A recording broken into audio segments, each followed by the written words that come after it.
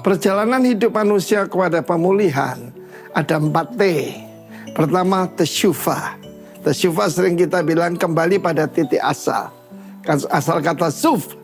Yang kedua, tefila, berdoa. Pertama tentu saja minta ampun pada Tuhan. Dan Tuhan yang murah hati akan memberikan pengampunan. Apa buahnya? Sedekah. Hidupnya jadi benar, ada buah-buah pertobatan. Dan apa tandanya lagi? Tehila. Hidupmu penuh dengan pujian yang memuliakan Tuhan. Jangan lupa 4T ini. Dalam kehidupan Raja Hizkia, dia baru saja mengalami kemenangan yang gilang gemilang.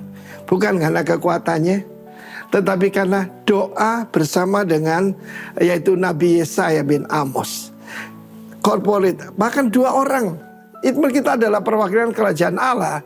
Dan Tuhan akan mendengar doa kepada sang raja itu. Sebab doa itu adalah suatu petisi kepada raja. Tapi pada saat itu Tuhan memberikan satu ketentuan. Ketentuan Tuhan selalu yang terbaik. Dia bilang lewat Nabi Yesaya, waktu dia sakit dan hampir mati. Hezekiah artinya my strength is Jehovah. Tapi ketika Tuhan bilang pulang, dia tidak mau. Dia minta perpanjang umurmu. Alasannya apa? Aku telah hidup dengan tulus hati di hadapanmu. Saya tentu saja, kata Rasul Paulus, bersama dengan Tuhan lebih baik. Dia tidak berkata masuk surga, dia bilang with Christ. Beda kan? Nah, saudara yang kasihan Tuhan, kita tahu bagaimana saat itu dia diperpanjang umur 15 tahun. Bahkan diberikan satu tanda ajaib, yaitu jam daripada Ahaz itu berupa kayak bayangan begitu. Itu mundur, bukan maju. Saya punya analogi bagus dan dilarang sekali, yaitu untuk memundurkan. Kecuali yang memundurkan itu yang membuat, ataupun tentu ahlinya. Karena itu bisa merusak. Tapi Tuhan itu begitu murah hati, tetapi akibatnya kurang baik. Apa yang terjadi? Pertama, dia tambah kaya. Bahaya ini. Ya, possession tambah banyak, pride, prestige, dan apalagi saudaraku, tentu saja ini bahaya sekali, power, makin berkuasa, jadi sombong dan angkuh. Dia pamer kepada utusan Babylon.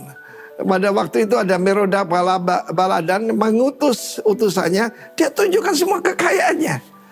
Bodoh sekali perbuatanmu, kata Nabi Yesaya. Semuanya akan diambil dan anak-anakmu akan jadi yunak, ataupun Saris itu adalah orang kebiri.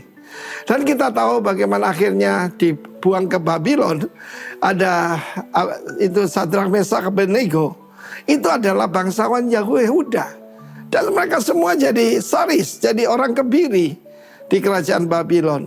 Ditambah lahirlah Manase.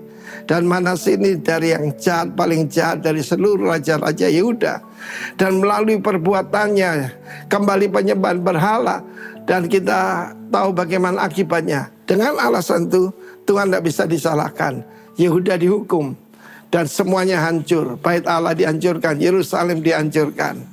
Satu keangkuhan, satu kebodohan.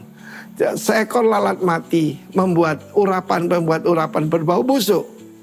Kita tahu bagaimana satu kebodohan menghancurkan semua yang kita bangun selama ini. Hati-hati warga kerajaan. Hati-hati daripada kesuksesan kamu jadi merasa dirimu penting.